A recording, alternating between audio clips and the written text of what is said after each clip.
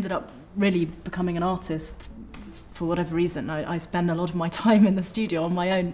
And the one frustrating thing for me, although I still work a lot with storytelling, is that the images are always static. It's a kind of technical hitch, isn't it, of working as an artist? Yeah, because from my point of view, I think of things when I draw them as a film. So I'm taking a still from a film in my head, sort of thing. So seeing the moving book was a really big deal for me, because you think, yeah, this is what you're trying to do. You're trying to breathe life into sort of static visuals, you know. So I got quite emotional looking at it. The nature of the Fantastic Beasts book is it's really removed from the actual world of Harry Potter, in that it predates Harry Potter's time at Hogwarts. So when he picks it off the shelf of the library, it becomes part of the Harry Potter lexicon. But prior to that, I really regarded it from the beginning as a reference book and as a dictionary, like some of the old Renaissance zoology books of the 16th century, you know, the early printed books. So that's where I started, actually, with the research. I haven't got the narrative that you've got. No, I suppose not. But for me, I like putting those sort of. I love old library books, so I like putting that into the story as well. I think we've both got the same interest. We love old illustrated books, you know, old engraved illustrated books. So that's why I love Olivia's work, because it reminds me of everything that I like about books and the history of books, you know. And I think for me and probably for the other millions of people out there, what's amazing about what you're doing is the depth of your work and the layers of research and knowledge that you have. And I think that love of and respect for the old books, I think that really comes through. I think if I knew it was going to be animated, I probably would have, I don't know, I might have got a bit carried away, because if you know the possibilities of actually breathing life into illustrations, in actually sort of making them twist and turn and sort of flurry through the pages, then gosh, yeah, the potential is so great. I don't know if I'd have ever got the book done. I came to the end of this quite intense sort of 15, 16 month period of work, and I think often at the end of a project you might sort of want to start it all over again, because I think artists, people are never happy with their work. You know, you always want to have another go, you want to do it differently. But in fact, I got to the end of that and I was thinking, I don't know if there's any other way I could have done it. Welcome, said Hagrid, to Diagon Alley. And it runs, it's a long illustration. It was about 3 or 4 meters long, the real thing.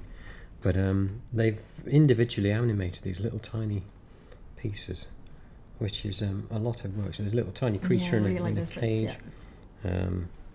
And the umbrellas. I think there must have been a shop that was selling. Diagon Alley, they'd animated just objects flying about, and that was a huge thing for me. Sometimes it's the very understated, very slight, subtle things which just introduce this lovely new element to the work.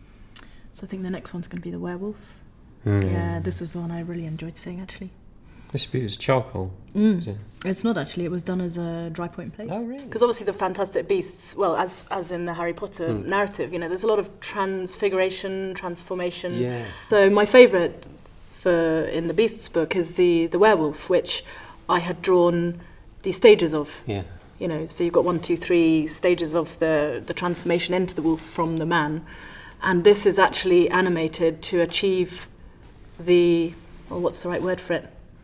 Well, you've just got this living, breathing thing now, haven't you, where it metamorphosises before your eyes, doesn't it? So it's... it is a metamorphosis in motion. Yeah, exactly. Yeah. I think with the way I draw, it's very traditional and very kind of messy. So I imagine it doesn't lend itself very well, or it rather presents quite a big challenge, probably, to then adapt that to the digital...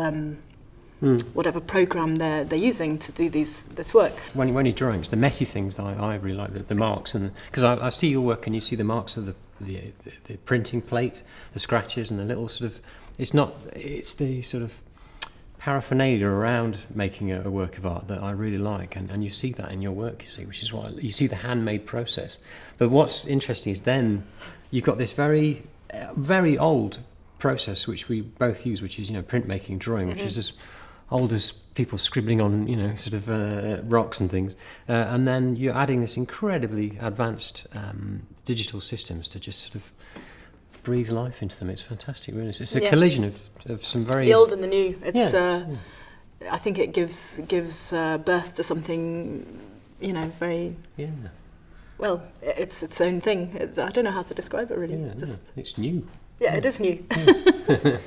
There were some of the beasts in the book which I felt really lent themselves to illustrating in copperplate etching, partly because the whole process of printmaking was dictated really by chemistry, and I quite like that alchemical sort of reference. And the Erumpent was one of them. When I saw the ebook version of it, which has got the kind of glowing, shimmering horn, and it's also animated very subtly, it's sort of, breathing. I was particularly pleased with that one. It's, for me, I think the things that appeal to me most about the moving version of Harry Potter is the small little subtle things. So it's the animals, it's the little creatures that twist and flex. There's a toad that just takes a little gulp and moves his tongue. So it's the little tiny subtle things I like. So is that one Trevor the Toad? That's Trevor the Toad. That's Neville's toad, pet toad. That's right. Yeah. Why is he sticking his tongue out? It's just that, so that you knew it was always Neville's toad, he would always have his tongue hanging out. Ah, that's right, yeah. Yeah, so I think because it's an illuminated surface you're looking at, the way I work in my work is I tend to scan it in and then do little tweaks digitally, and it's on a backlit screen, so it's quite nice for me to see them looking all fresh and bright again, which is how I see them when I work on them. I like the unpredictable sides of things like printmaking. In that sometimes you'll run something through the press and marks come out that you never intended.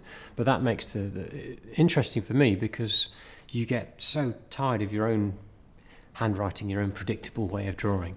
And it's the same use. So I use digital software to just throw something different into the mix and create unpredictable results. So I'll scan things in and reverse them and play around, and even hitting the wrong button. That's how the ghosts came about. It's because I hit the wrong button and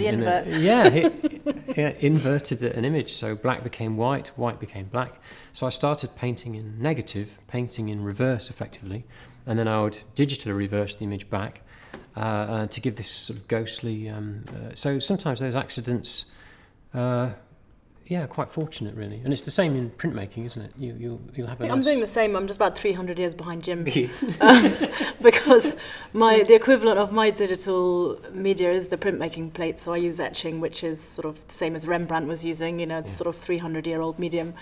And I like it's almost like working with something else, working with an assistant. Except my assistant is a sort of 3-ton printing press. It's nice. It's a two-way thing for me, because I do the illustration and they put this huge amount of work in, and then I get something back out of that as well. So it gives you inspiration for future books. I was quite a little bit nervous, obviously, about how the book would be received when it came out. And in fact, everyone's been very positive, and I think I've only had really lovely feedback from people, all different ages, cross-generational. And I think that's what's amazing about the world of Harry Potter. It's just obviously crossing all of the ages, and I think for me it's only been a positive experience. I think the fans have had the same response to the moving book that I have, really, in that it's that you get that initial sort of outburst of, it makes you laugh. I don't know why. You get sort of a moment of joy, and I really like that. It brings something fresh to it. You need inspiration really from wherever you can find it, and I think if you're working, it's a very lonely job working as an illustrator, so to have other people working on the same project effectively, bringing illustrations to life, then that's great. I'm happy to hear anything they've got to say.